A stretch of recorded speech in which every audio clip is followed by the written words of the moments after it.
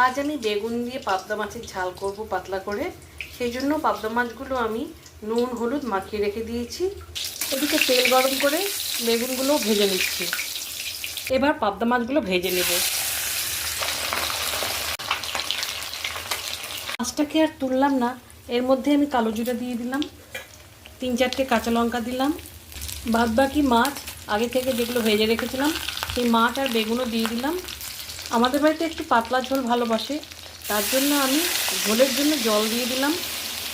এদিকে আমি স্বাদ অনুযায়ী নুন হলুদ ধনের গুঁড়ো জিরের গুঁড়ো একটু চিনি সব দিয়ে একসঙ্গে দিয়ে দিলাম, লঙ্কার গুঁড়ো। বেগুন দিয়ে পাবদা মাছের ঝালটা আমার হয়ে গেছে। আপনাদের কাছে ধনেপাতা থাকলে আপনারা অবশ্যই ধনেপাতা কুচি দেবেন, আমার কাছে আজকে নেই তাই আমি দিলাম না।